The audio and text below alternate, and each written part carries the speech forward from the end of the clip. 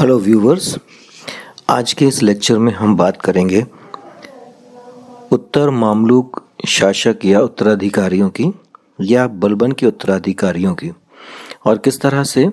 बलबन के उत्तराधिकारियों का अंत होता है। जैसा कि हम जानते हैं कि जो भी स्वेच्छाचारी निरंकुश शासन तंत्र होता है उसकी जो शक्ति होती है या आधारशिला होती है वो होती है व्यक्तित्व आधारित स्वेच्छाचारी शक्ति। जो भी सत्ता में काबिज होता है उसकी अपनी जो शक्ति होती है, व्यक्तिगत एफिशिएंसी होती है, योग्यता होती है, उस पर ही वो निर्भर करती है। और हम यहाँ पर देखेंगे कि इतिहास हमेशा दोहराया गया और ये जो समय था ये कोई भी डेमोक्रेटिक पीरियड या लोकतांत्रिक समय नहीं था, जिसके कारण से क्या होता था कि कोई भी शासक अपने वर्चस्व को तब तक बना के रख सकता था जब तक कि उसकी अपनी शक्ति होती थी या जब तक वो जीवित रहता था, और जब उसकी मृत्यु हो जाती थी तो उसका जो शासन है उसके उत्तराधिकारियों की अयोग्यता के कारण छिन्न भिन्न हो जाता था, यानी कि दैट ऑलवेज डिक्लाइंड। सो यही कुछ बलबन के साथ भी हुआ और बलबन ने जिस तरह से इल्तुतमिश के उत्तराधिकारियों में गड़बड़ी पैदा करके अपने आप को नासिरुद्दीन महमूद का नायब ए ममालिकात नियुक्त करवाया और जिस तरह से उसने ग्रैब किया मौके को और अपने आप को सुल्तान डिक्लेयर कर दिया, उसी तरह से उसके उत्तराधिकारियों का या उसके सक्सेसर्स का भी सेम वही रिजल्ट सामने आता है। कॉन्सिक्वेंटली हम देखते हैं कि बलबन का जो सक्सेसर्स हैं वो भी इसी तरह से ख़त्म होते हैं। बलबन ने अपने जीते जी अपने बेटे मोहम्मद के पुत्र को, जिसका नाम था कैखुसरव, उसको अपना सक्सेसर अपॉइंट कर दिया। लेकिन हुआ क्या कि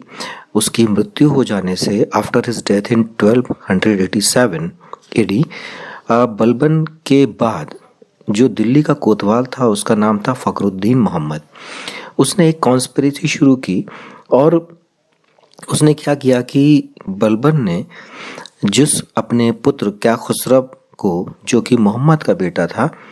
उसको उसने अपॉइंट किया था, तो इस फखरुद्दीन मोहम्मद ने, जो कि दिल्ली का कोतवाल है, कैखुसरव को बड़ी चालाकी के साथ एक गेम प्लान करके उसने मुल्तान की गवर्नरशिप देके उसको वहाँ भेज दिया। और उसने क्या किया कि बुगरा खान, जो बलबन का दूसरा बेटा था, जिसे बलबन पसंद नहीं करता था, जो बंगाल में या लखनौती में शासक था, उसने उसके बेटे कैकुबाद को सुल्तान बनाने की कोशिश की। ऐसा नहीं था कि कैकुबाद अच्छा इंसान नहीं था, लेकिन बलबन एक अच्छे और योग्य व्यक्ति को शासन देना चाहता था क्योंकि वो अपने सक्सेसरशिप को लॉन्ग टर्म देखना चाहता था। उसके दूसरे बेटे यानी बुगरा खान के बेटे कैकुबाद को सुल्तान बनाने की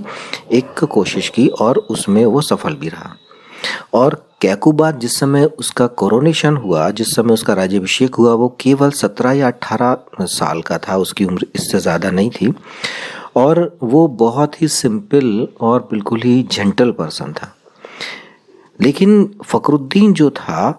उसका पूरा कॉन्शियस था कि वो किसी तरह से अपना होल्ड दिल्ली डायनेस्टी में कंट्रोल करने के लिए रखे। तो उसका जो दामाद था Nizamuddin,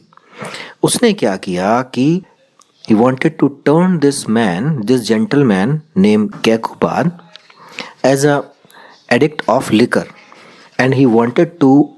turn into a very splendid life, and he wanted to train them in a very luxurious life। क्योंकि ऐसा करने से क्या होता कि जब वो अपने भोग विलास में लग जाता तो उसके शासन पे अपना वर्चस्व बनाना, डोमिनेंसी बनाना बहुत आसान हो जाता। और इस तरह से हम देखते हैं कि दिल्ली के पास यमुना नदी के किनारे एक किलोखरी या कीलूगढ़ी का एक जो कैसल था उसमें जाके अब ये कैकुबाद रहने लगा और कैकुबाद की अब इसकी पूरी की पूरी कंट्रोल जो है निज़ामुद्दीन के हाथ में आ गई, जो कि फखरुद्दीन का दामाद था। अब हुआ क्या कि जो कैकुबाद का जो अब नायब ममालिकात है उसके पद पे अब ये निज़ामुद्दीन अहमद को नियुक्त कर दिया जाता है और इस तरह से अब निज़ामुद्दीन अहमद पूरे के पूरे अहमद नहीं है, निज़ामुद्दीन पूरे के पूरी दिल्ली सल्तनत का जो बागडोर है या कंट्रोल है अपने हाथ में से हैंडल करने लगता है। लेकिन अब ये बात जब कैकुबाद का जो पिता है, फादर है बुगरा खान, जो कि बंगाल में है, उसको पता लगता है तो वो क्या करता है कि एक बहुत ह्यूज आर्मी के साथ दिल्ली की तरफ बढ़ता है और वो समझ जाता है कि अब इन लोगों का टारगेट मेरा बेटा है। तो किसी तरह से वो अपने बेटे के पास मिलने के लिए आता है और उसकी मदद करता है और उसे समझाना चाहता है कि इस तरह से अगर वो इनके चक्रव्यूह में या इनकी कॉन्स्पिरेसी में फंस गया तो फिर वो उसको मार डालेंगे और उसका राज्य हड़प कर लेंगे। और बुगरा खान जब उसे मिला तो बुगरा खान और कैकुबाद की मुलाकात घाघरा नदी के किनारे हुई और ये अभी जिसे हम अयोध्या कहते हैं उस जगह को, वहाँ पर हुई और ये मुलाकात 1288 में हुई। और इस तरह से बुगरा खान ने अपने बेटे कैकुबाद को ये समझाया कि तुम इन लोगों के हाथ की कठपुतली मत बनो, you don't become a puppet in the hand of these unworthy people. और उसने इस तरह से उसे समझाया और जब उसे समझ में आ गया तो उसने निज़ामुद्दीन को मुल्तान जाने के लिए कहा, लेकिन उसने उसको इग्नोर करना शुरू कर दिया। जब वो नहीं माना तो उसने उसको ही given him poison and he died, और उसने उसको जहर देकर उसे मरवा दिया। अब इसके साथ ही जैसे ही निज़ामुद्दीन की मृत्यु होती है, after his death all the administration of Delhi dynasty scrambled, और हम देखते हैं कि पूरा का पूरा दिल्ली सल्तनत का जो शासन व्यवस्था है वो पूरी छिन्न भिन्न हो जाती है। And after his death, the whole control was transferred in two leaders, name were Malik Kachan and Malik Surkha. और इस तरह से दो जो नेता थे, तुर्की नेता थे, उनके हाथ में मलिक सुरखा और मलिक कच्चन के हाथ में चली जाती है। अब कैकुबाद को इस बात का जब पता लगता है कि ये मेरे हाथ से निकल जाएगा और ये मलिक कच्चन और मलिक सुरखा उसके पूरे साम्राज्य को अपने नियंत्रण में ले लेंगे, तो अब वो क्या करता है कि समाना का जो गवर्नर है मलिक फिरोज खलजी, उसको वो बुलाता है कि वो उसकी मदद करे। और हम देखते हैं कि मलिक फिरोज खलजी जो है इस समय बहुत पावरफुल लीडर है, लेकिन वो टर्किश नहीं है। और जब उसको बुलाता है और बुला के वो बुलंदशहर या बरन का राज्यपाल उसे बना देता है, और जो कि दिल्ली के बहुत करीब होता है, और उसे वो आरिज ए मुमालिकात के पद पर उसे अपॉइंट भी करता है और उसको शाइस्ता खान की एक टाइटल या उपाधि दे देता है। और हम जैसा कि जानते हैं कि खलजियों को गैर तुर्की या तजिक कहा जाता था, इसलिए टर्किश लीडर्स इस अपॉइंटमेंट से खुश नहीं थे। और इस तरह से पूरा का पूरा जो कोर्ट है कैकुबाद का वो दो डिवीजन में बढ़ जाता है। एक जो दल होता है, ग्रुप होता है, उसका नेतृत्व जो है वो तुर्की सरदारों के हाथ में होता है, दूसरे का मलिक फिरोज खलजी के हाथ में। और तुर्की दल का जो नेता है वो एतमूर सुरखा, उसको हम के नाम से हम जानते हैं। और इस तरह से हम देखते हैं कि जो एतमूर सुरखा है वो क्या करता है कि बलबन के जो वंशज हैं, उनके सक्सेसर्स हैं, उनको वो फिर से अपॉइंट करके, और वो चाहता है कि किसी तरह से वो इस तरह से अपने कंट्रोल को, अपने लीडरशिप के कंट्रोल को या टर्किश कंट्रोल को दिल्ली डायनेस्टी में बना के रखे। लेकिन दूसरी तरफ हम देखते हैं कि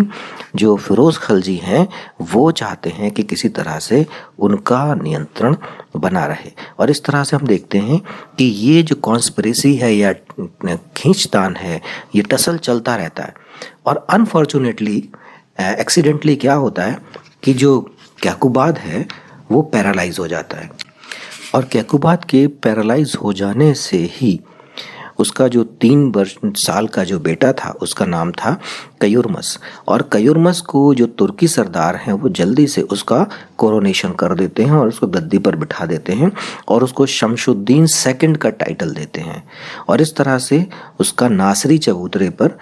उसको एक प्लेटफॉर्म पर खड़ा करके उसका राज्याभिषेक कर दिया जाता है। वो उस समय केवल 3 साल का था, 3 years old son नेम कयूमर्स। और इस तरह से 3 साल के कयूमर्स को यहाँ पर वो लोग अपॉइंट कर देते हैं और उसको जो है वो क्या करते हैं, उसके पैटर्न के रूप में वहाँ पर अपने आप को एस्टेब्लिश कर लेते हैं।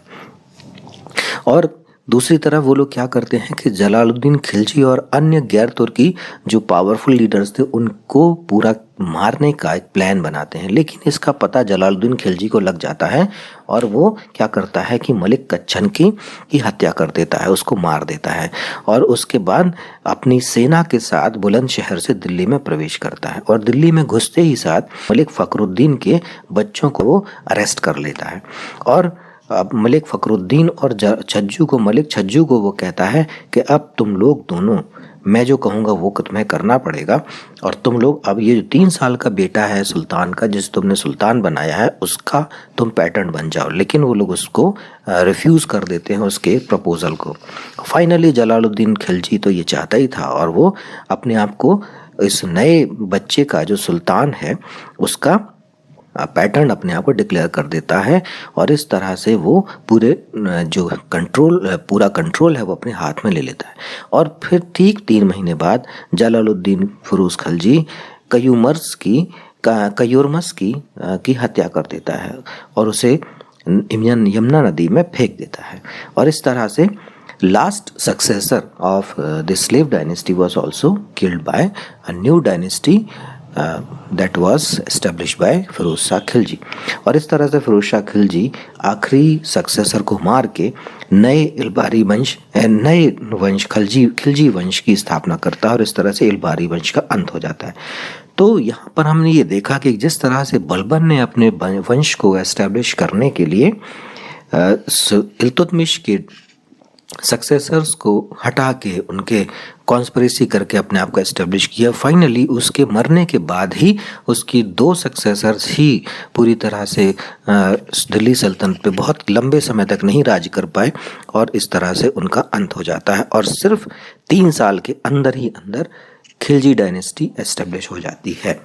और अब हम आगे खिलजी डायनेस्टी के बारे में डिस्कशन करेंगे।